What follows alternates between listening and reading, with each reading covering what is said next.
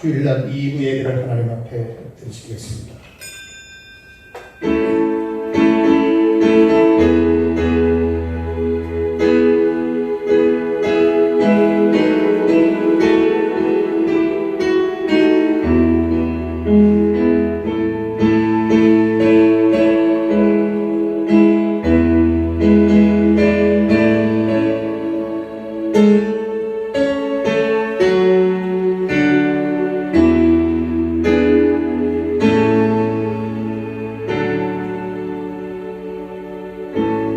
여호와는 나의 목자시니 내게 부족함이 없으리로다.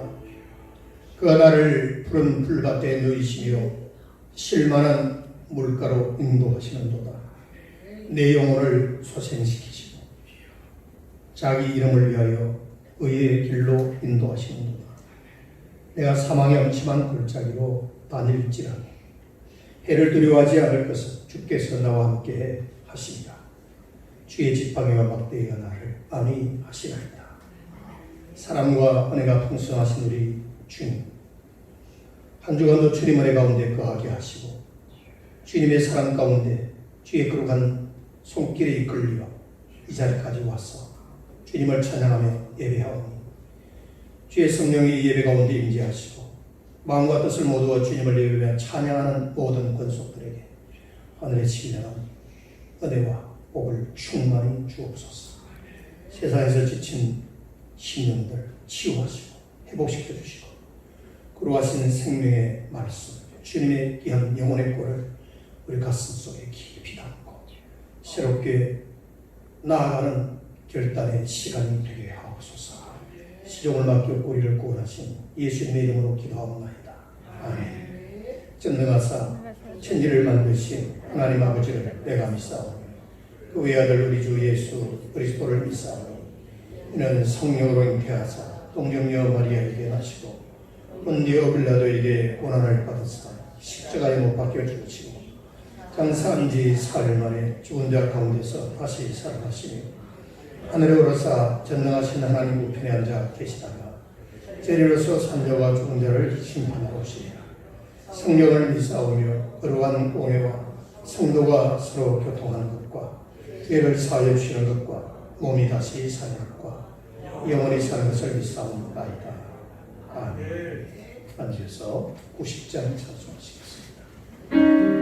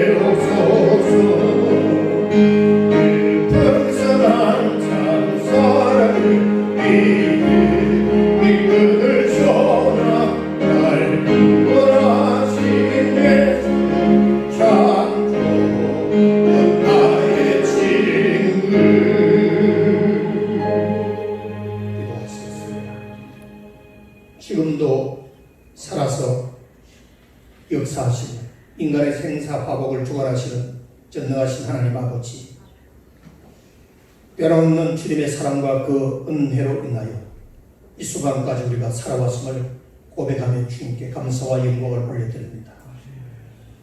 온한 인격과 철없는 우리의 생각과 부질없는 여러 가지 삶 속에서 이렇게 저렇게 부딪히며 살아왔던 상처난 우리의 마음들, 삶들을 하나님 앞에 겸손히 내려놓으며 하나님의 긍휼과 은혜의 손길을 기대하며 기도합니다. 하나님 우리를 붙잡아 주옵소서.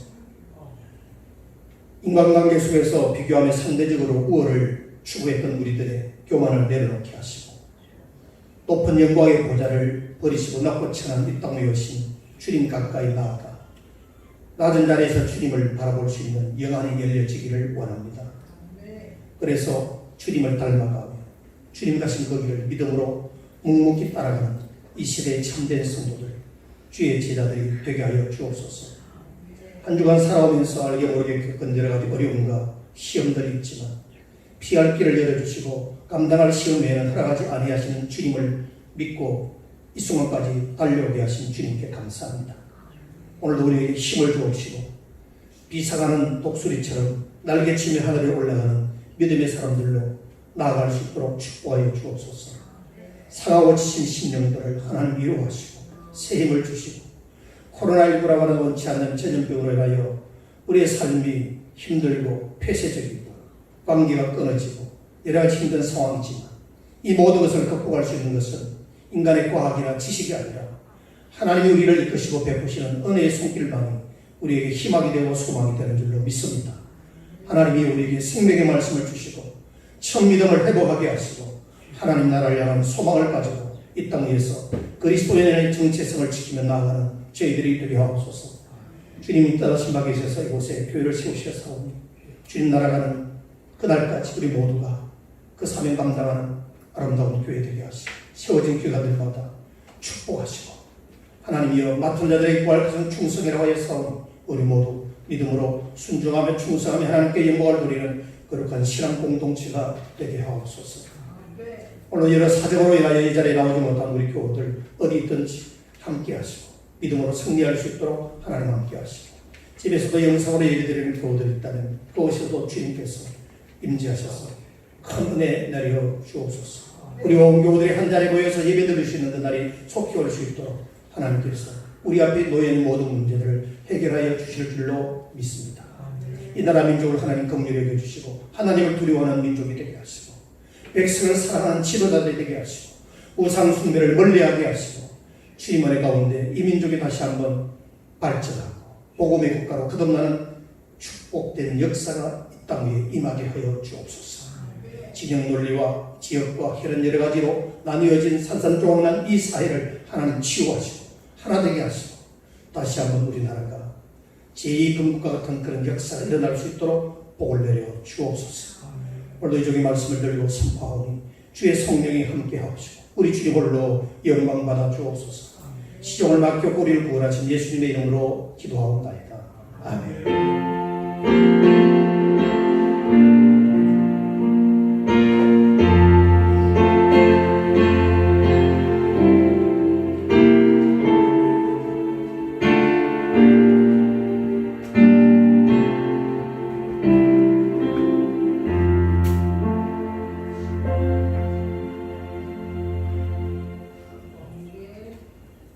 (311장) 찬송하시며 하나님께 복음하시겠습니다.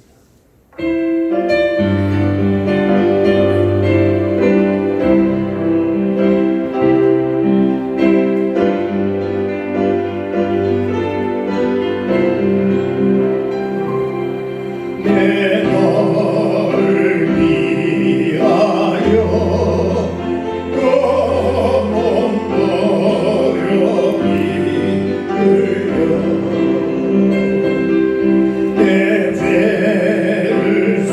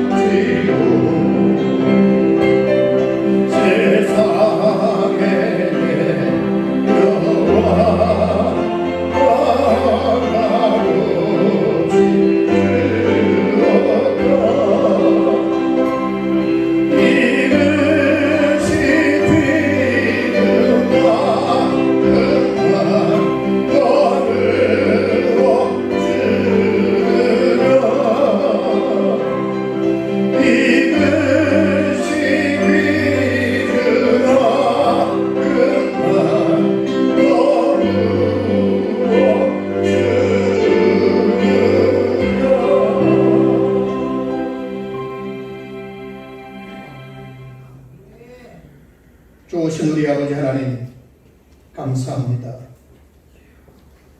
먹고 마시는 육신의 일들로 인하여 염려와 근심 속에 살아왔던 우리들, 하나님께서 긍휼히 여겨 주옵소서. 끊임없이 우리를 보호하시고 눈동자같이 지켜주시는 주님이 계심에도 불구하고 순간순간 우리가 믿음이 부족하고 영안이 어두워 그러하신 주님의 사랑의 손길과 은혜를 망각하며 살아왔던 저희들인데, 그럼에도 불구하고 끊임없이 우리를 사랑하시고 육신의 필요를 아시고 모든 것을 공급해 주시는 주님의 은혜와 사랑을 무한히 감사드립니다. 주님 주신 삶의 터전에서, 직장에서, 사업장에서 수고하여 얻은 10의 1조를 하나님 앞에 구별하여 드린 사랑하는 교우들, 하나님께서 두 손들어 축복하시고 하나님의 것을 하나님의 것으로 알고 이 드리는 헌금을 통하여 하나님께 영광을 돌리는 거룩한 성도들의 그 믿음과 정성을 보시고 복을 내려 주옵소서. 그래서 믿는 자로서 하나님 주시는 복이 얼마나 위대하고 가치 있는지를 많은 사람들에게 간증하며 드러낼 수 있는 우리 성도들의 삶이 되도록 인도하여 주옵소서. 신명기 28장에 약속한 대로 들어가도 나가도 복을 받고 머리 될지언정 꼴이 되지 않고 떡반 그릇이 메마르지 않고 정말 하나님께서 사랑하는 종들에게 주시고자 하는 그 복을 충만히 누리는 교우들의 가정이 다 되게 하옵소서. 감사의 예물을 드리는 사랑하는 교우들의 그 믿음과 정성을 받으시고 아버지 하나님께서 그 종들의 마음, 그 종들의 헌신, 그 종들의 모든 삼천부를 하나님께서 인도하셔서 범사의 감사로 충만케 하여 주옵소서. 그저 주신 주님의 은혜, 긍휼과 은혜만을 바라보며 홍해 바다를 가르신 하나님의 능력을 의지하는 하나님께 귀한 종들이 다 되게 하여 주옵소서. 힘들고 어려도 낙심치 않고 범사에 감사하는 우리 교우들이 다 되게 하옵소서. 매일마다 드리는 건축원금, 성경원금, 하나님 앞에 약전에 드리는 이 수원예물을 하나님께서 기뻐 받으시고 하나님 나라 거룩한 역사를 위하여 써져질 때 30배, 60배, 100배 열매가 맺혀지게 하시고 또 하나는 주정헌금을 드리고 찬양으로, 반주로, 안내위원으로, 헌금위원으로, 방송시에서 차량봉사, 이 모양 저 모양 하나님 앞에 헌신 봉사하는 모든 교우들에게 동일한 은혜와 복을 주옵소서. 육신이 약한 자들, 특별히 주님의 치료의 방선을 바라셔서 육신의 질병에서 깨끗하게 치유받게 하시고 건강한 육신으로 마음껏 주님 앞에 봉사하며 충성하며 복음 전하며 하나님 앞에 영광을 돌리는 거룩한 주의 종들이 다 되도록 복을 내려 주옵소서. 올 여러 사정으로 나오지 못한 우리 교우들 항상 하나님께서 눈동자같이 보살펴 주시고 함께 모여 예배하며 교제할 수 있도록 저들의 모든 삶을 하나님께서 친히 지켜주옵소서. 축복하고 예수님의 이름으로 기도하옵나이다. 아멘.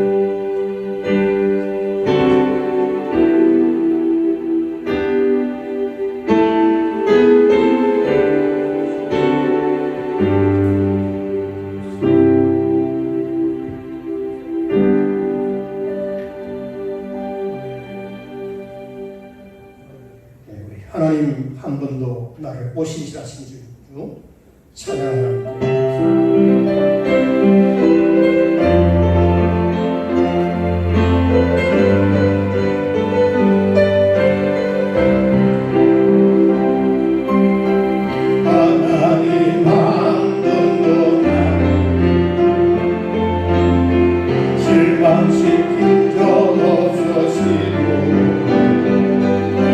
언제나 공평과 은혜로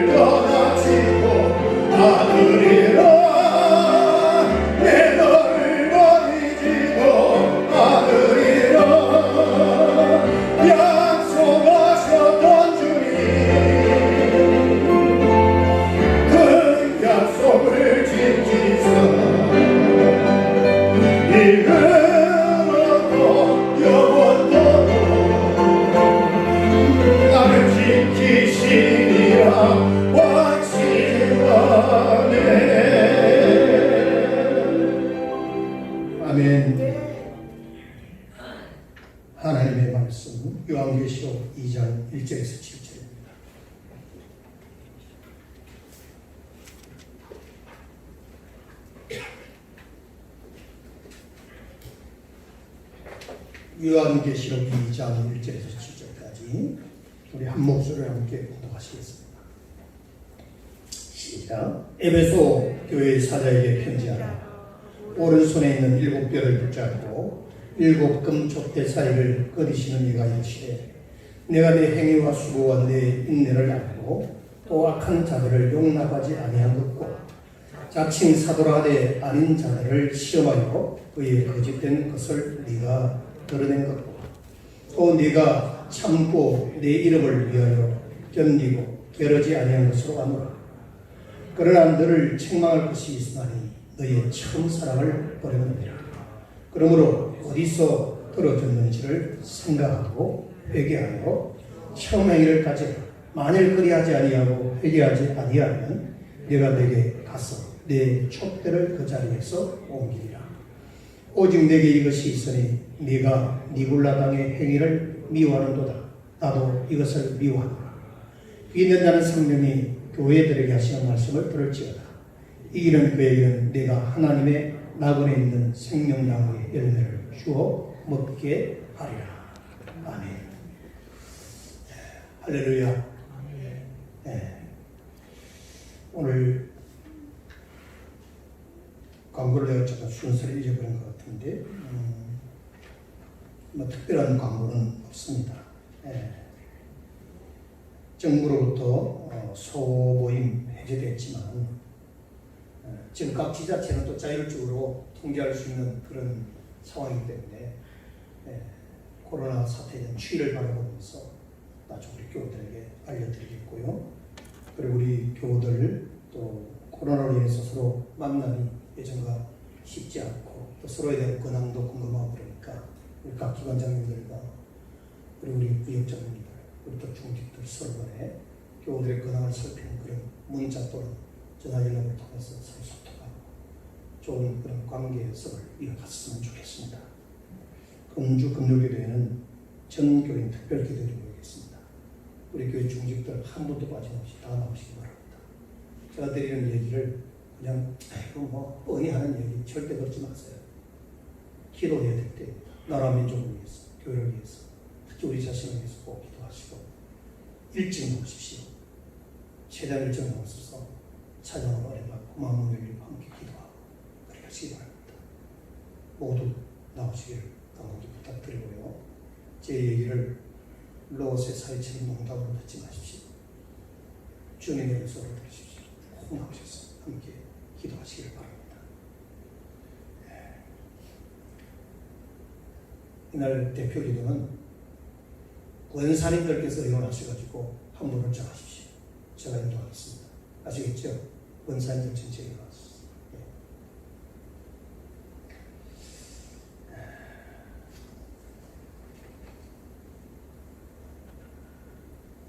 사람이 아프면 건강이 회복돼야 되지요.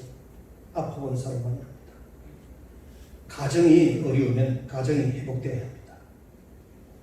우리 주변에는 참 어려운 가정들이 많습니다. 이런저런 이유로. 한 나라의 정치, 경제, 교육 모든 것이 어려우면 이것 또한 회복이 되어야 됩니다. 그런데 회복이 되려면 진단이 필요하고 해결 방안이 따라야 합니다.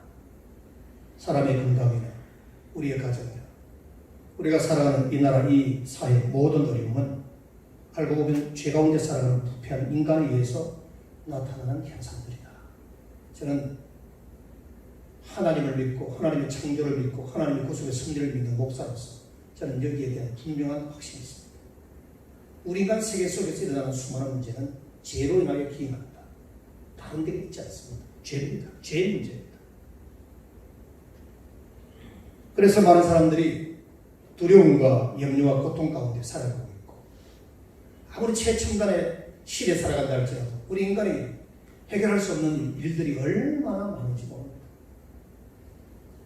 요한계시록 2장 3장에는 소아시아 7교회를 향한 주님의 말씀이 기록되어 있습니다.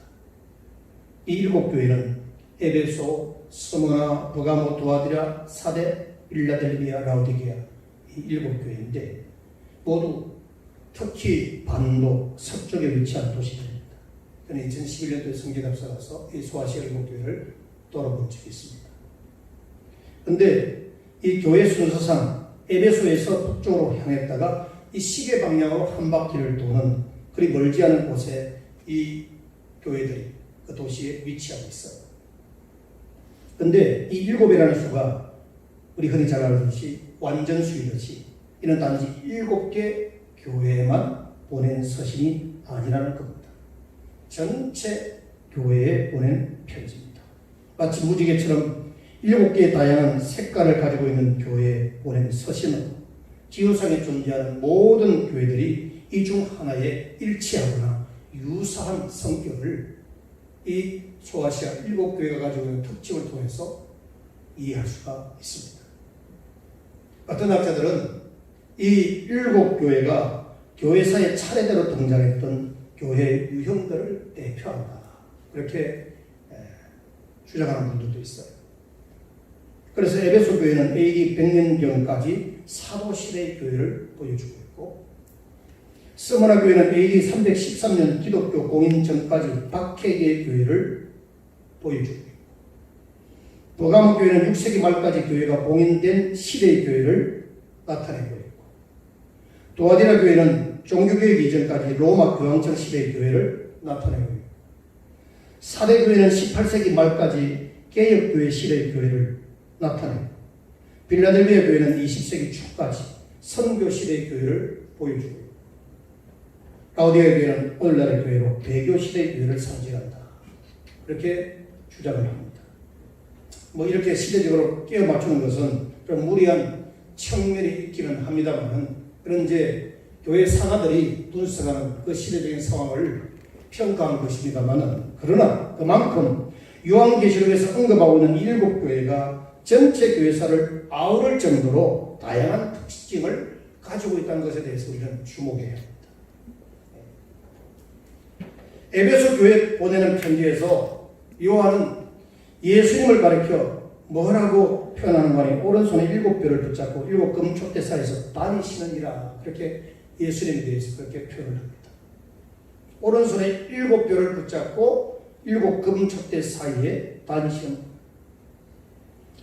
여기 7뼈는 하나님의 사자를 가리킵니다. 예수님은 그의 사자들을 보내어서 하나님의 뜻을 보여주십니다. 근데 중요한 것은 7 금촉대.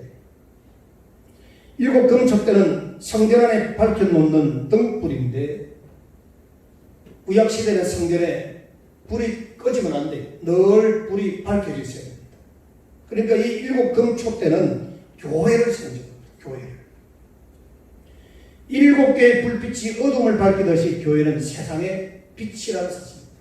그래서 복음서에서 너희는 세상의 빛이요 소금이라 라고 하는 것은 교회의 기능과 역할, 사명, 그 교회의 구성을 이루고 있는 우리 성도들의 사명이 무엇인지를 주님께서 그렇게 비유적으로 말씀하고 있는 겁니다. 너희는 세상의 빛과 소금이 되어라가 아니라 너희는 세상의 빛과 소금이다, 이렇게 말합니다.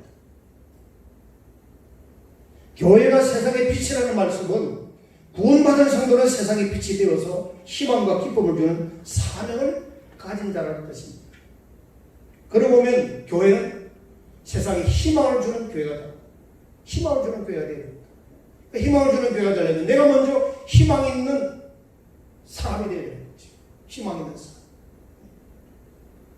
그런데 예수님께서 이 금촉대 사이를 걸어다니고 계시는데, 다니시면서 교회를 지켜보시고 때로는 그의 사자를 보내어 말씀하시는 분이신데, 계시록 1장 14절에서 요한은 예수님을 묘사하면서 불꽃 같은 눈을 가지신 분이라 그렇게 또 표현을 합니다. 불꽃 같은 눈으로 다니시는 예수님. 그래서 주님께서 우리를 지켜보고 계실 뿐만 아니라 그분의 눈을 피할 수 없다는 그런 의미로서 불꽃 같은 눈으로 보고 계시는 그 주님에 대한 우리에게 말씀하고 있습니다. 여러분, 주님의 눈은 레이저와 같고 현미경과도 같습니다. 요즘 인공위성이라고 하는 것이 그 기술이 대단히 뛰어나서 아무리 어두운 깜깜 밤이라 해도 지상 1m 정도의 물질은 다 식별을 하고 있습니다. 현미경 얼마나 뛰어난지 어떤 미생물도 다 포착해냅니다. 예수님의 눈은 그런 눈과 같다는 거죠. 비유하면 피할 수 없다는 거죠. 피할 수 없다. 악을 행하는 자에게는 불꽃 같은 눈은 얼마나 두려운 눈이겠습니까? 이 불꽃 같은 눈을 두려워하는 것이 바로 신앙의 시작이다 라는 것을 여러분 기억하시고 돌아가십시오. 주님의 불꽃 같은 눈을 두려워하는 것이 신앙생활의 출발이다. 이것이 바로 여호와를 경외한다는 말씀으로 바뀌어서 해석이 되어지고 곧 여호와를 두려워하는 이것이 신앙의 출발입니다. 지금도 주님께서 불꽃 같은 눈으로 우리를 보시고 계신다는 사실을 믿으시기를 바랍니다. 우리가 드리는 예배, 우리의 일거수일투족, 우리가 사람의 눈은 피할 수 있지만 시공간을 초월하신 주님은 지금 이 순간까지 앞으로도 불꽃 같은 눈으로 우리를 보신다는 사실을 믿으시기를 바랍니다. 여러분, 우리의 악이라는 것은 어딘가에 다 기록되어 있습니다. 청문회라는 것이 그래서 두려운 것 아니겠습니까? 요즘은 뭐 신상털기라 이렇게 말하기도 합니다만 뒤지면 다 나옵니다. 기록에는 없을지라도 이미 우리 마음판에 우리 악들은 사라지지 않고 그대로 다 새겨져 있습니다. 그 누구도 감출 수가 없습니다. 우리가 살아온 삶의 흔적, 이력이 그대로 나 개인의 이력이 내 개인의 역사에 그대로 있습니다. 그 누구도 지울 수가 없습니다. 이게 역사가 가지고 있는 의미입니다. 개인의 삶, 나라의 역사, 회사의 역사. 예? 물론 그 역사라는 관점이 공과가 있죠. 다 선한 것만이 아니죠. 악한 것도 있고 선한 것도 있고 인간도 사회도 나라도 다 공과가 있습니다. 이게 역사가 흘러가는 특징입니다. 교회도 그렇고. 그런데 마지막 심판되는 주님께서 그것을 다 보신다는 거죠. 누가 악인일까요? 이 불꽃 같은 눈을 두려워하지 않는 자들이 악인입니다. 바로 이 악인들이 무신론자들이 하나님과 교회를 대적하는 자들입니다. 역사적으로 평가하면 공산주의 사회주의가 하나님의 교회를 박해하는 악의 자리에서 한 몫을 했습니다. 독재라는 게 그렇습니다. 독재입니다. 그러나 묵묵히 자기 일을 하는 자에게는 주님의 불꽃 같은 눈은 얼마나 든든한 시설인가를 또 한편으로 생각해야 합니다. 하나님의 불꽃 같은 눈으로 우리 모든 삶의 일거수일투족을 보는데 악인들의 행위, 악한 마음 상태도 다 보시지만 당시의 백성으로 구원한 언약의 백성들을 향해서는 끊임없이 우리를 보호하시고 불꽃 같은 눈으로 우리를 지키시고 인도하시는 하나님이시라는 사실을 믿으시길 바랍니다. 우리가 감당할 수 없는 문제들을 풀어야 될 숙제들을 해결할 수 있도록 도우시고 인도하시는 하나님의 은혜의 손길. 지금 우리가 이 순간까지 살아온 모든 삶의 상황도 우리가 존재하는 지금도 하나님께서 불꽃 같은 눈으로 우리를 보호하시고 지켜주신 임마누엘 하나님의 은혜임을 믿으시기를 바랍니다. 임마누엘 하나님. 올레기 2절에 보십시오. 내가 내 행위와 수고와 내 인내를 알고 라고 말하고 있고 3절에도 보면은 네가 참고 내 이름을 위하여 견디고 게으르지 아니한 것을 아노라고 말씀하고 있습니다. 네가 얼마나 충성되게 일했는지, 네가 얼마나 열심히 수고했는지, 네가 얼마나 참고 인내했는지 하나님은 다 알고 계신다는 것입니다. 그러면 하나님은 우리의 삶도 다 알고 계신 것은 분명한 거지. 다 알고 계신 것. 사실 사람들도 잘 알아요. 누가 열심히 일하는지, 누가 착한 사람인지 다 압니다. 근데 당장은 모릅니다. 시간이 지나고 보면, 그리고 지켜보면 진가가 다 드러나게 되어 있습니다. 아, 이 사람은 참 진국이구나. 아, 믿음으로 충성하는 분이구나. 다 알게 되지. 주님은 에베소 교회를 보면서 네가 게으르지 않았다. 정말 부지런했고 신실했다. 그렇게 인정을 해주셔요. 부지런히 선교를 했고 부지런히 사랑하고 섬겼다는 겁니다. 주님이 그렇게 에베소 교회를 인정해 주십니다. 그러므로 우리들이 하는 수고도 하나님께서 기억하시고 인정하시는 줄로 믿으시기 바랍니다. 사람들이 우리를 향해서 인정을 못해 주고도 하나님은 다 인정해 주십니다. 그래서 때가 되면 잘했다, 착하고 충성된 줄 하시면서 분명히 주님은 칭찬하시고 빛나는 면류관과 상급으로 보상하실 줄로 믿습니다. 그러므로 우리 교우들께서는 하나님 바라보며 열심히 충성하셔서 복을 누리며 내려버리듯이 주님의 이름으로 축원합니다. 하나님은 또한 우리 인내를 아신다라고 말씀하십니다. 네가 참고 내 이름을 위하여 견뎠다. 주님 때문에 참고 인내했던 그 모든 순간 주님께서 지켜보고 계셨다는 것입니다. 자, 오늘 일부 예배에서도 제가 잠깐 고백했습니다. 세월이 지나고 시간이 흐르면서 목회하면서 신앙의 힘은 물론 하나님을 바라보고 사명 따라 목회하는 것이야 분명한 일이지만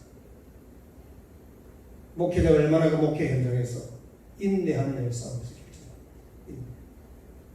목회자 부리겠어요? 뭐 어떻게 그렇습니다. 인내.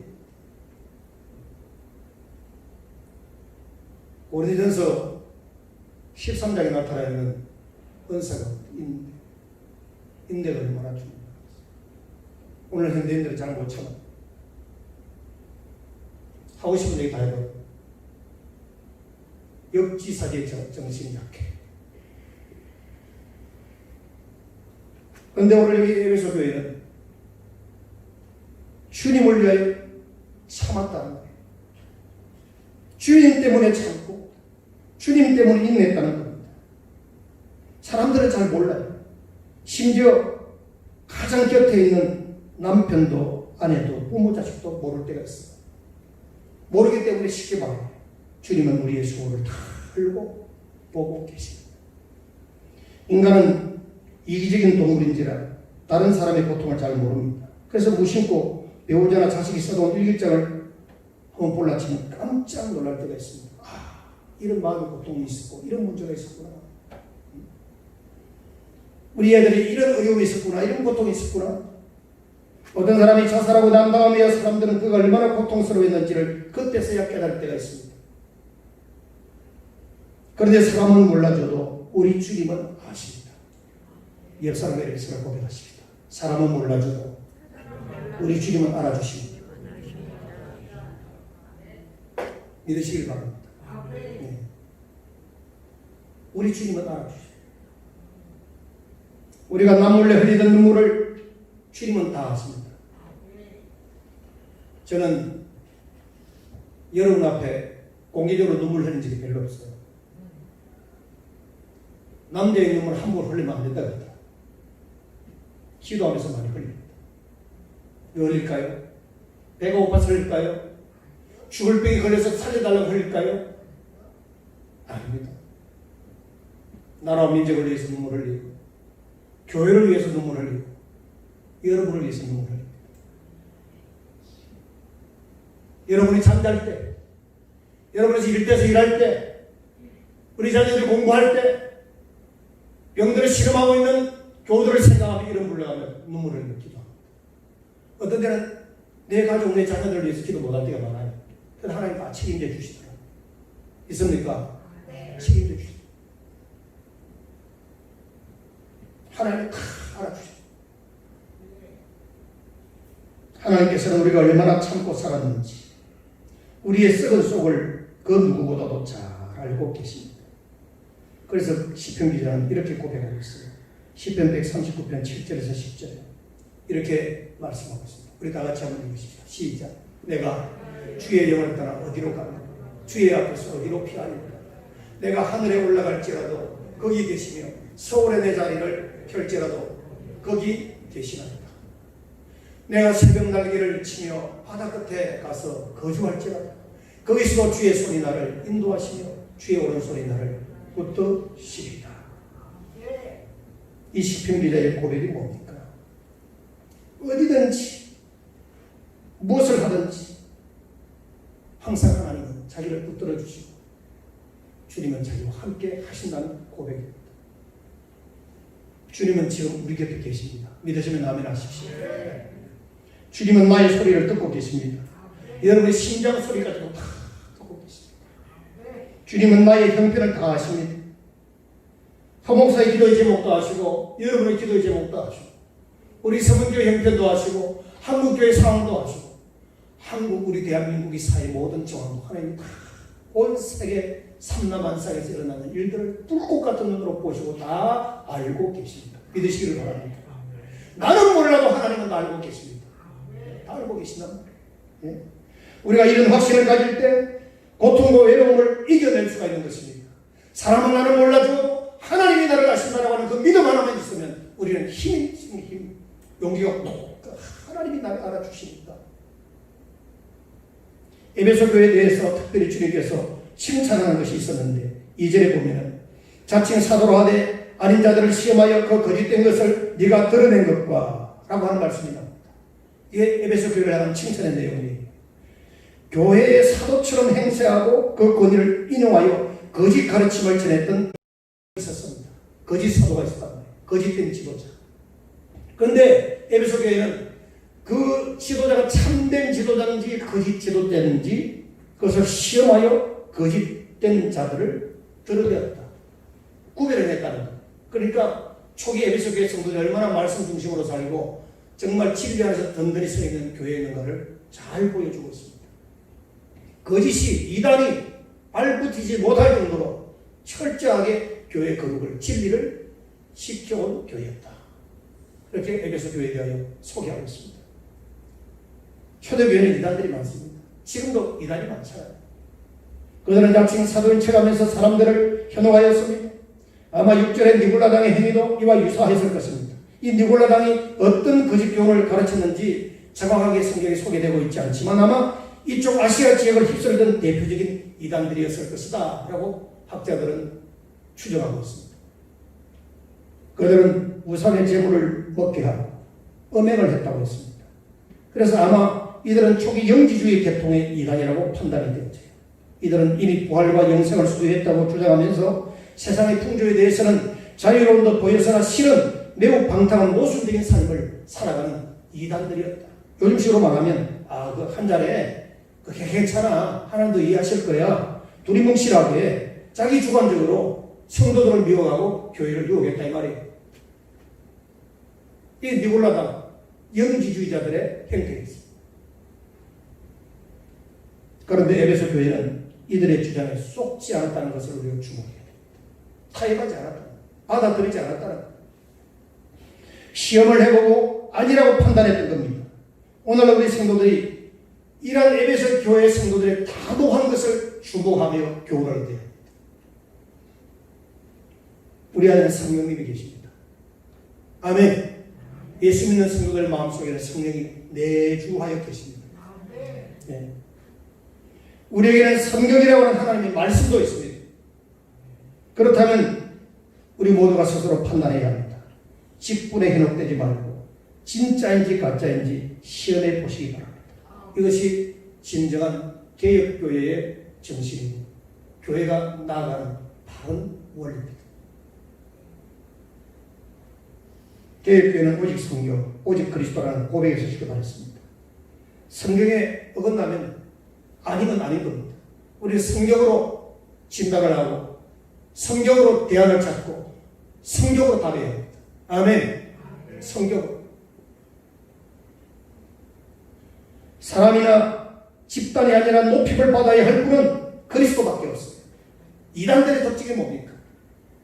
자기 개인을 우상하고 집단 공동체 생활 속에서 철저히 폐쇄적인 독재적인 그런 비윤리적인 일들을 행하고 있지 않습니까?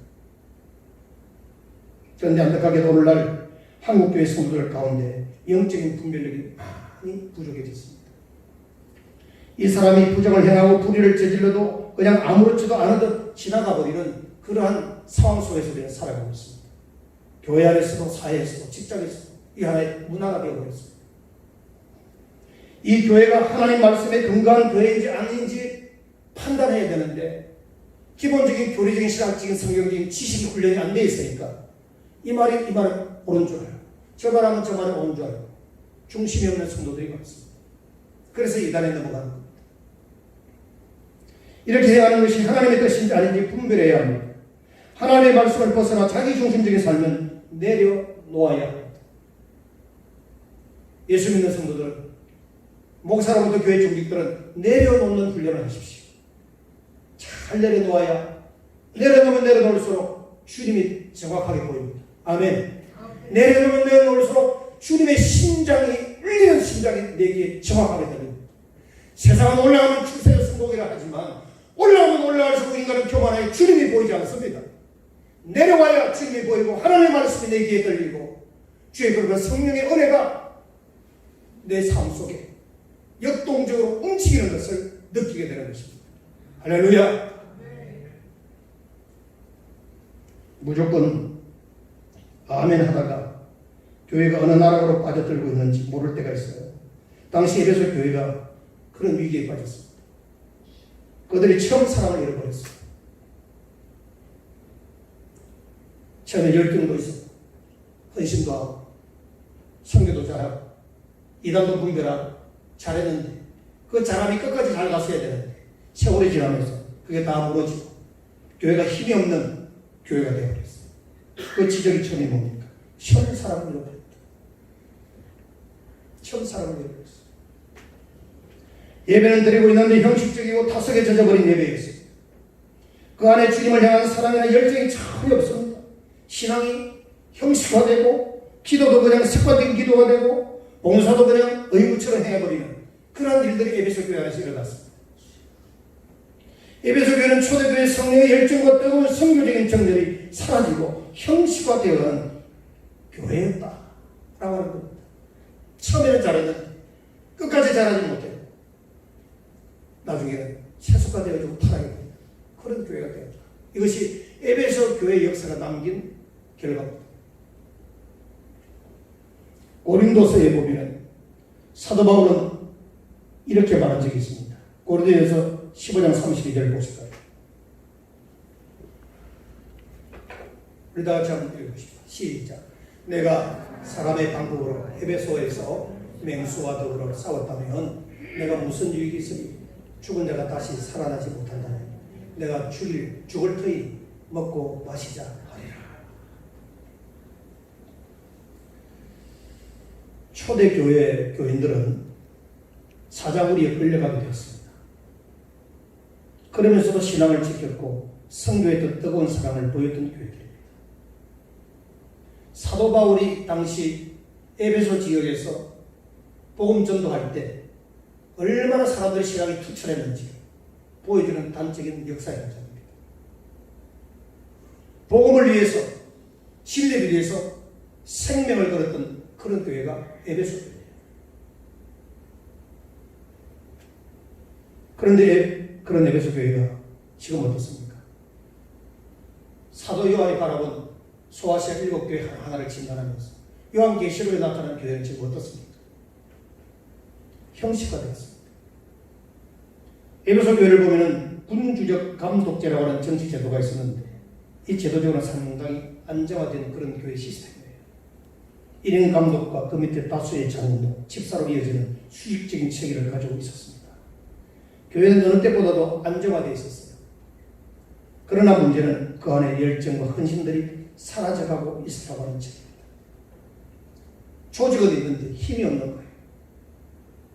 건물도 있고 성도들이 있는데 교회로서 기능을 못하는 겁니다. 수동적인 신앙들로 변질되어 버렸어요. 이게 에베소 교회예요. 은혜 받으려고만 하지 스스로 헌신하고 선교하는 전투성을 상실해버린 교회가 에베소 교회입니다. 지금 우리도 처음 사랑을 회복하는 것이 당연히 하나님의 뜻이고 우리 지상에 세워진 모든 교회들이 나가야 될 기도 제목. 우리 안에 열정이 꺼지지 않도록 해야 합니다. 남편과 아내도 오래 살다 보면 부부관계가 습관적이고 형식적일 때가 있어요. 항상 뜨거울 수는 없는 겁니다. 그러나 전혀 무감각할 정도로 냉랭하게 싫어하는 것은 곤란한 일입니다. 살면서 스스로 서로 사랑도 하기로 하고 스킨십도 하고 그러십시오. 그게 부부입니다. 빨리 회복해야 되죠. 부부가 식어버리면 가정에 문제가 생깁니다. 드라마 같은 데서 보면 이런 부부들을 다시 사랑하게 만드는 방식은 처음 연애할 때 그 사랑을 기억 회상하게 하는 치유법이 있어요. 오전에 보니까 어디서 떨어진 것을 생각하고 오라는 말씀이 나오는데 전혀 남남이었던 우리가 어떻게 사랑을 해서 여기까지 오게 되었는가, 어디서 문제가 생기게 되었는가 생각하라는 말이지요. 다시 말하면 어떻게 해서 처음에는 참 잘 나가던 교회가 어떻게 해서 어떤 문제로 이런 상황이 이렇게 되었는지 살펴보라는 거예요. 어디서 떨어지게 되었는지 그 원인을 살펴보라는 겁니다. 생각하라는 겁니다. 자, 이 방법은 하나님께서 자주 사용하신 방법이에요.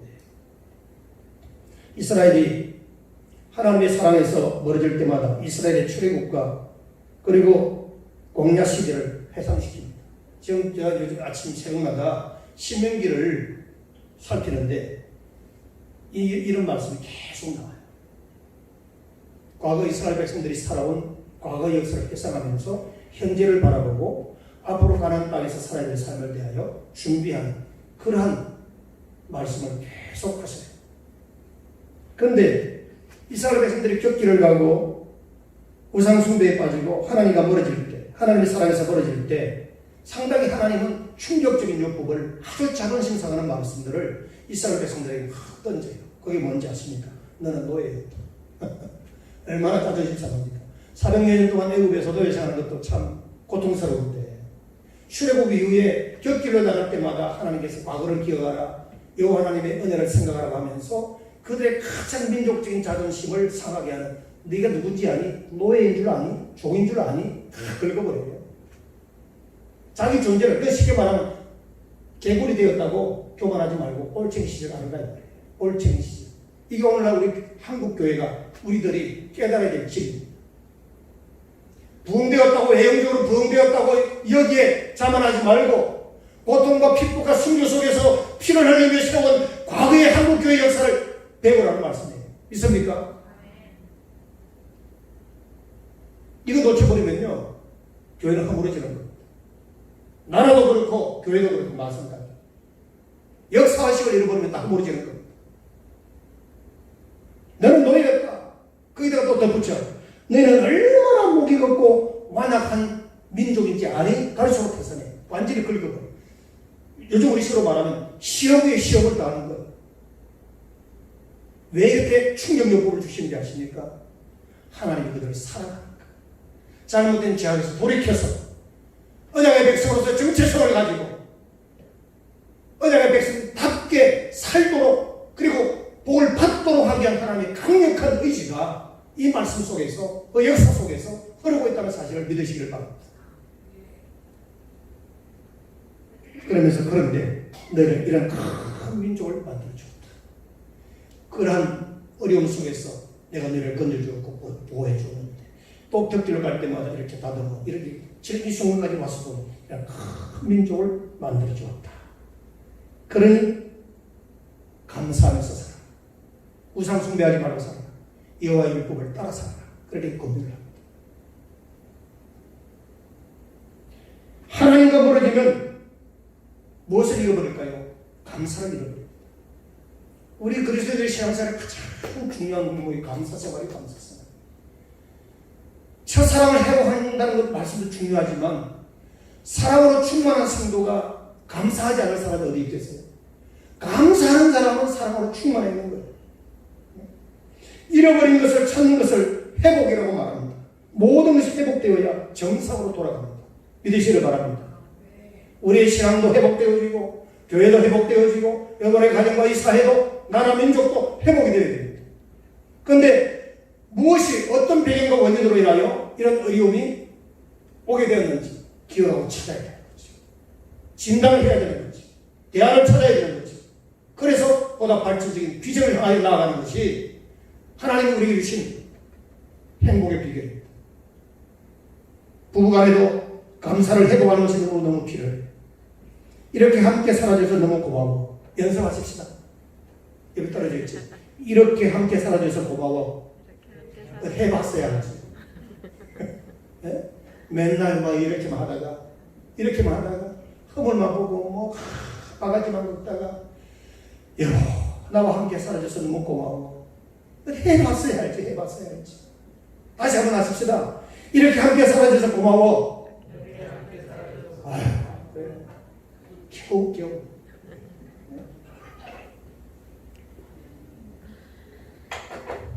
정말 이 한마디가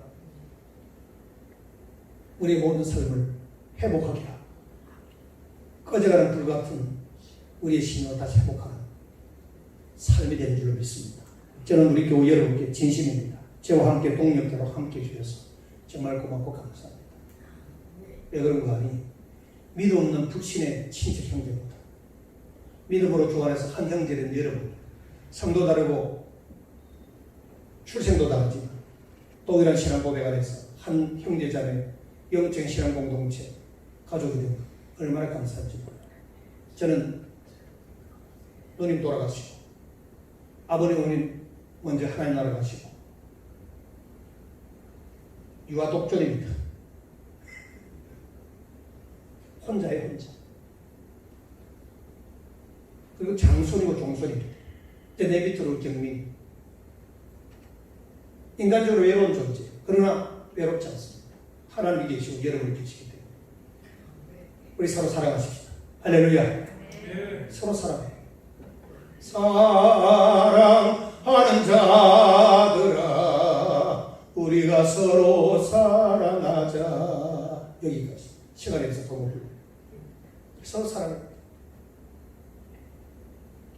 여러분, 우리가 하나님을 믿지 않았다면 지금 어떻게 살고 있을까요? 죄와 허물 가운데 죽을 수밖에 없는 우리들 아니겠습니까? 이러한 우리들을 하나님의 자녀로 삼아주셨습니다. 주님은 에베소 교회를 향하여 이어서 처음 행위를 가지라. 5절에서 그렇게 명령합니다.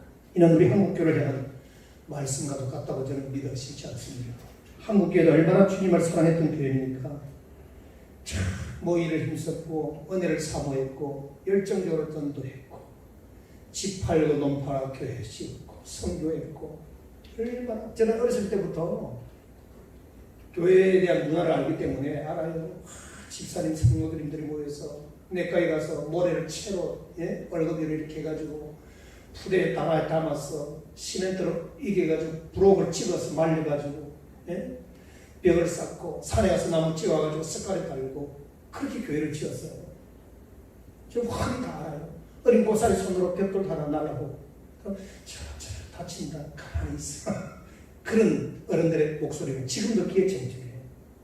교회를 지내면 얼마나 즐거운지. 흐름한 교회에서 예배드리다가 교회를 지내다니면 가슴이 부푼 거예요. 옛날 시골에 뭐 초가집 그 문화 속에서 살다가 뭔가 좀 번덕한 그런 건물이 짓는다고 생각하니까 막 이 소년의 가슴에 부푼 거예요. 그런 헌신이 있었던 우리 한국교회 역사를 우리는 가지고 있는 겁니다. 주님의 말씀이 있는 곳이면 사모함으로 달려가서 주님의 말씀을 들었고 이 교회에서 부흥회하면 교단교파 초월해서 가서 우리가 복음을 듣고 헌금도 하고 격려하고 그랬어요. 주님을 위해서는 자기 것을 아낌없이 내어놓았습니다. 주님의 말씀에는 그것을 그대로 순종했습니다. 한국교회와 주님, 이 주님의 첫사랑은 초기 복음이 전파되는 구한말에서 일제강점기였습니다.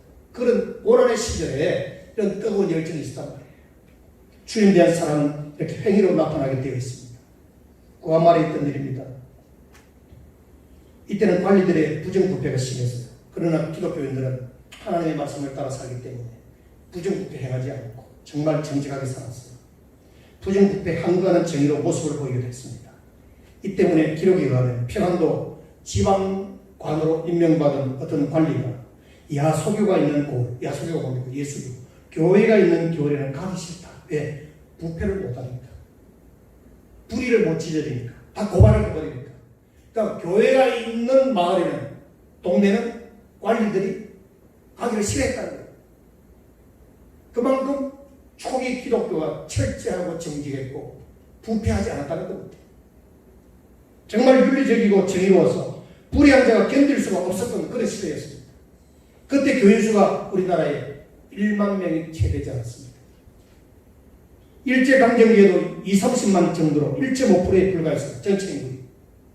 그런데도 많은 수의 민족 지도자들이 배출되었습니다. 정직과 헌신, 사랑의 삶을 살았습니다. 사민운동을 비롯한 민족운동도 주도했습니다. 하나님에 대한 사랑이 이웃에 대한 사랑으로 나타났던 것입니다. 이게 우리 한국교회 초기에 있었던 현장입니다. 기독교인들은 믿을 만한 사람이었습니다. 믿을 만한 사람이 기독교인이었습니다. 그런데 60년대 이후에 한국교회가 변질되기 시작합니다.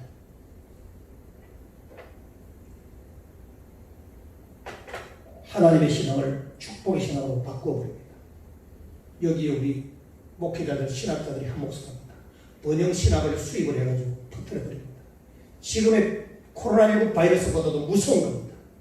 여러분, 이 사실을 인정하시죠. 아셔야 돼요. 네?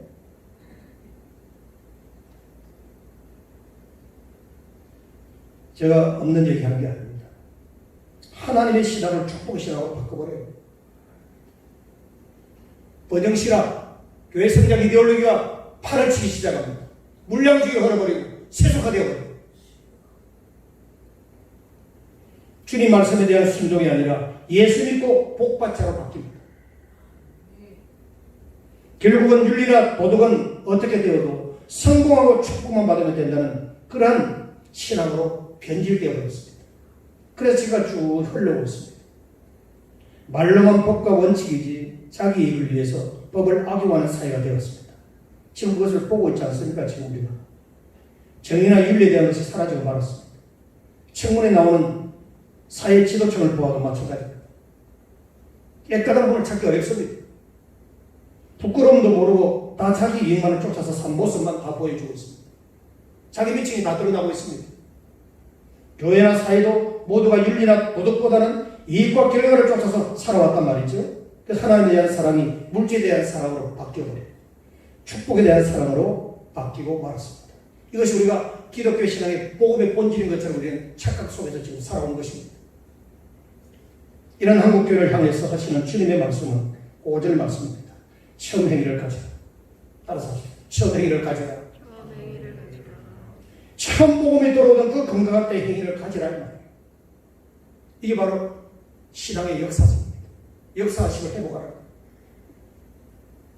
예수님은 돌이키지 않을 때 강력한 심판을 내릴 것을 경고합니다. 5절에 뭐라고 합니까? 회개치 아니하면 내가 내게 임하여 내 촛대를 거절해서 옮길 것이다.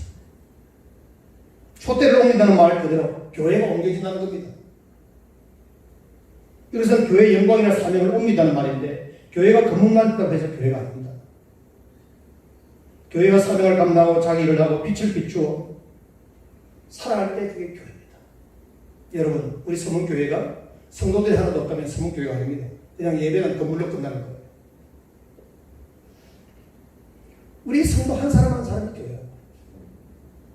그런데 에베소 교회는 처음 사람들 잃어버리고 처음 잘 나가다가 나중에 타협하고 타락함으로써 영광이 사라진다라고 하는, 교회의 영광이 사라진다라고 하는 하나님의 강력한 경고가 에베소 교회에 내려집니다. 아마 이 에베소라는 도시의 운명과 같지 않을까 싶습니다. 요한계시록에서 언급될 당시 에베소는 매우 번화한 도시였고, 지금도 에베소 교회에 있던 그 소아실 7교회 에베소 그 도시 그 흔적이 가보면 얼마나 그 당시에 거대한 도시였고 화려한 문화를, 그 시대의 문명 문화를 우리에게 보여주고 있습니다. 에베소는 아시아주에서 가장 큰 항구였습니다. 항구 도시예요. 항구 도시는 특징이 뭡니까? 상업 무역이 발달해서 경제가 잘 돌아가고 더불어 타락하는 도시예요. 그렇죠? 이 항구 도시가 끼고 있는 지리적 특징입니다. 지중해로 진출하는 아시아 관문이 에베소입니다. 세계 7대 불가사의 중 하나인 아데미 신전이 있는 곳입니다. 모든 황제들의 신전이 이 에베소에 다 있어요. 그래서 당시 에베소를 가리켜 아시아의 빛이라 이렇게 부릅니다. 아시아의 빛. 그런데 지금 옛날 모습은 사라지고 폐허만 남아있습니다. 이것이 촛대가 옮겨진 대표적인 예입니다. 있습니까? 촛대가 옮겨진 거예요. 폐허가 됐어요. 하나님께서 주신 사명을 감당하지 못하면 주님께서 교회, 촛대를 옮기신다고 했어요. 에베소 교회가 어떤 곳입니까? 사도 바울의 선교 과정을 가장 오래 머물렀던 곳입니다. 애착을 가졌던 곳이 에베소입니다. 두 해 동안 바울이 두란노 성에서 하나님의 말씀을 전하자 온 아시아가 주의 말씀을 들었다고 할 정도로 이 에베소 교회는 지역 주변의 교회에서 큰 선한 영향력을 미치는 교회였습니다. 하나님의 말씀을 전하자 온 아시아가 주의 말씀을 들었고, 에베소 교회를 통하여 옆에 있는 골로새 교회나 라오디아 교회도 개척되어지는 모교회 역할을 했습니다. 이게 에베소 교회예요. 그런데 바울 이후에 디모데가 에베소 감독을 하게 되었고, 또 시간이 지나면서 빌레몬서의 주인공 오네시모도 에베소 교회의 감독이 돼요. 사도 요한과 마리아는 에베소에서 말년을 보냈고, 이런 역사와 전통을 자랑하고 많은 사역을 행했던 에베소 교회였지만 하나님은 가차없이 촛대를 옮기시겠다고 경고하십니다. 여러분, 과거에만 매여 있어서는 안 되지요. 그렇다고 해서 과거의 역사를 기억하지 않으면 안 됩니다. 현재에 안주하지 마시고 과거의 역사를 거울 삼고 현재의 열심을 다하고 충성할 때 미래가 보장되어집니다. 믿으시기 바랍니다. 미래가 보장됩니다. 우리 한국교회는 다시 깨어나야 됩니다. 우리 성문교회도 다시 깨어나야 합니다. 지금 육망교회 1000만 성도 이 숫자가 중요한 게 아니에요. 이렇게 많고 열심인데 설마 하나님께서 옮기시려나 그런 생각은 섣불리 하시면 안 됩니다. 조심해야 합니다. 교회를 향한 경고의 메시지가 제도적으로 사회 일선에서 지금 불쑥불쑥 튀어나오고 있습니다. 정신 차려야 합니다. 어떻게 하시렵니까? 우리들이 비난하던 유럽 교회도 불과 40년 전에는 성도들로 가득 찬 교회였어요. 유럽이 40년 전 얼마 안 됐어요. 100년 전에는 스펄전이 사역하던 런던의 메트로폴리탄에 있는 태버너 교회가 자석수만 6,000석이에요. 6,000석. 자석수만 6,000석. 주일마다 2만여 명이 출석해서 예배를 드렸던 교회가 유명한 설교가 스펄전 목사님이 목회하는 교회였어요. 100년 전. 그런데 지금 어떤 줄 아십니까? 불과 100여 명의 노인들만 모여서 예배를 드리는 초라한 곳이 되었고 관광객들이 지나가는 코스가 되었습니다. 이게 유럽교회 현실입니다. 얼마나 큰 교회냐, 얼마나 많은 성도냐 이게 중요하지 않습니다. 교회가 사명을 다하지 않으면 주님의 경고대로 촛대를 옮깁니다. 촛대를 옮겨버려요. 빛과 소금이 되어야 될 교회가 비판의 대상이 되고 조롱거리가 되어서야 되겠습니까? 성도는 그 시대의 양심의 보루가 되고 바른 신앙과 역사학을 가지고 사명을 감당해야 합니다. 저는 이 말씀을, 이 설교를 외치지만 저도 제 영혼으로 마음으로 들으면서 주님이 주시는 나의 경고, 목회자에 주는 경고를 좀 듣기 때문에 거절하지 않습니다. 하나님께서 경고하실 때 잘못된 길에서 돌이켜야 합니다. 할렐루야. 그래서 돌이키자고 하나님 뜻을 찾자고 우리 온 교우들이 금요 기도하는 이유가 거기에 있는 겁니다. 우리 복 많이 받았잖아요. 처음 신앙으로 좀 돌아가십시다. 처음 신앙. 우리 과거의 신앙의 연조가 뭐 다 다르겠지만 한번 추억을 해보면서 그때가 좋았지 하면서 그때 받은 은혜를 한번 좀 되새김질 해보자. 네? 나는 고등학교 1학년 때 잊을 수 없는 성경 체험을 했기 때문에 지금도 잊히지 않아요. 주님은 이기는 그에게 하나님 나그네 있는 생명나무 열매를 약속하셨습니다. 7절에. 이것은 천국 구원에 대한 약속입니다. 생명나무는 참고 인내하고 순종한 자에게 주어지는 상급인 줄로 믿으시기 바랍니다. 나그네에서 가장 소중한 생명나무로 우리를 풍성하게 복 주실 것입니다. 이런 선물보다 더 중요한 것은 주님으로부터 인정받는 것이에요. 주님께서 우리의 삶을 옳다고 인정하시는 겁니다. 그래서 주님께서 우리에게 계속해서 촛대를 옮기지 않고 사명을 맡기고 그 우리의 충성스러운 사명을 통하여 하나님께 영광을 돌리는 거룩한 역사가 일어나도 우리 서문교회 온 교우 재직들이 하나 되기를 주님의 이름으로 축원합니다. 교회 여러분, 천사랑을 회복하고 생명 되신 주님과 동행하는 사명자로서 이 시대를 빛내는 주의 성도들이 되시기를 주님의 이름으로 축원합니다. 주님 나에게 천사랑을 회복시켜 주옵소서. 기도하십시오. 사랑의 아버지 하나님, 에베소 교회가 걸어온 역사의 현장을 돌아보면서 우리 자신과 우리 교회와 한국교회의 현실을 진단해 보았습니다. 에베소 교회는 참은 잘했는데 나중은 잘못하여 하나님 앞에 경고의 메시지를 들었고 지금은 저 터키에 가면 그 부끄러운 흔적들만 남아있습니다. 하나님 그렇게 될까봐 두렵습니다. 하나님 우리에게 처음 신앙을 회복시키게 하시고 순수하고 거룩한 믿음으로 주님의 거룩한 진리의 말씀을 붙잡고 주님이 피값을 세우시는 교회를 지켜가는 저희들이 되게 하옵소서. 마귀는 어떤 모양으로든지 주님의 교회를 해방하고 허물려고 했습니다. 하옵기에 우리가 더 배워 기도하고 성령으로 충만하고 주님을 뜨겁게 사랑하는, 그래서 감사하는 믿음의 사람 다 되게 하여 주옵소서. 예수님의 이름으로 기도합니다. 아멘.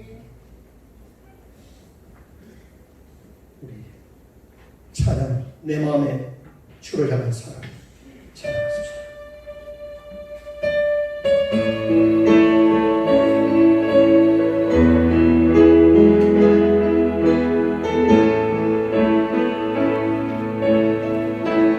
내 마음에 주를 향한 사랑이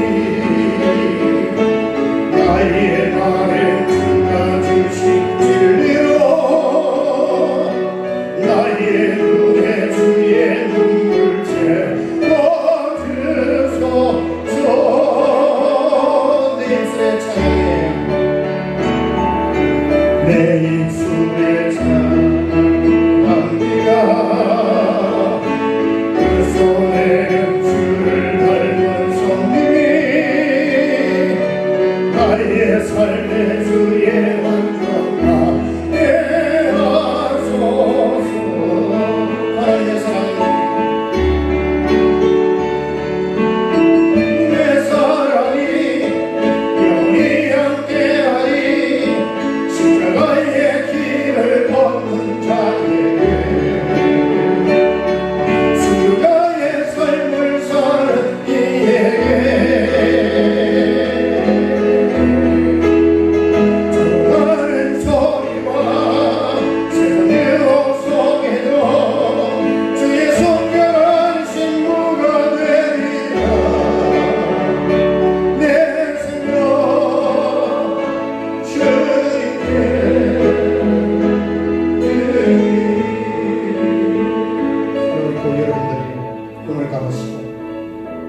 오늘 주님께서 우리에게 주신 말씀을 가슴에 담고 우리가 그런 신앙의 그런 걸음들을 한번 돌이켜보고 현재 내 자신이 서 있는 위치를 한번 살펴보고 미래를 향한 하나님의 계획과 뜻이 무엇인지를 믿음으로 고백하는 이 시간이 되었으면 좋겠습니다. 주님은 우리에게 처음 사랑을 회복하라고 말씀합니다. 그렇지 않으면 촛대를 옮기겠다고 말합니다. 저 소아시아 7교회가 남겨진 그 폐허된 모습들을 보면서 유럽교회가 허물어져가는 그 오늘날 현대교회 역사를 보면서 결코 우리 한국교회도 예배가 될 수 없다는 이 경고의 메시지 오늘 이 말씀을 통해서 다시 한번 깨닫습니다. 사랑하는 교회 여러분, 두 손을 들고 이 시간 주님 앞에 기도하십시오. 주님만이 처음 사랑을 해보시고 주옵소서. 우리 신앙이 회복되어서 하나님께 영광을 돌리는 복된 우리 성교회 연구원들이 되게 해달라고 우리 한번 동성으로 기도하십시오. 주여 한번 크게 외칩니다. 주여 주여 주여. 하나님 아버지 감사합니다. 우리를 사랑하셔서 이 시대에 귀한 하나님의 자녀로 세우시고 주님의 몸된 교회 성도로 교회를 세우시고 직분자로 세워주셨는데 하나님 우리의 행여나 저의 소리처럼 처음 신앙을 잃어버리지 않았는지 하나님 우리의 신앙을 돌아보게 하옵소서. 주여 우리의 믿음을 과하여 주옵시고 성령의 충만함을 덧입혀 주옵시고 하나님이여 주님을 더욱더 섬기며 사랑하며 따르는 신실한 주의 백성들이 되게 하여 주옵소서. 우리 소년교회가 정말 사랑이 충만한 교회, 은혜가 충만한 교회, 성령이 충만한 교회가 되게 하여 주시옵소서. 주님을 향한 뜨거운 사랑이 감사하는 마음이 충만한 교회가 되게 하시고 우리 모두가 주님 나라를 그날까지 맡겨주신 사명을 감당하고 충성하는 묘한 교회들 우리 소년교회 되게 하시고 우리 한국교회가 되게 하여 주옵소서. 회복의 역사가 일어나게 하시고 치유의 역사가 일어나게 하여 주옵소서.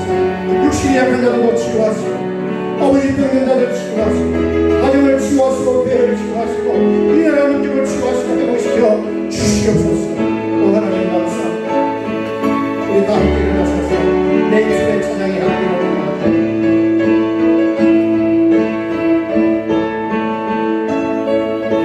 내 입술의 찬양의 향기가 불성되는 주를 닮은 성님이 나의 삶의 주의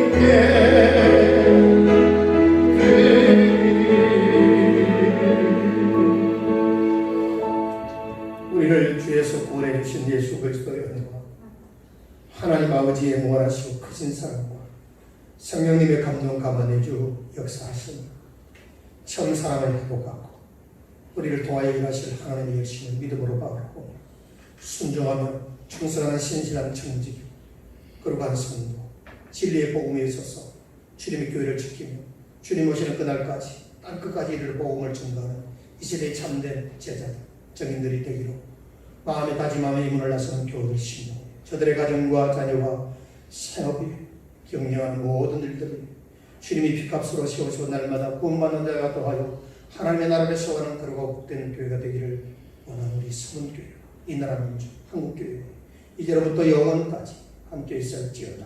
아멘.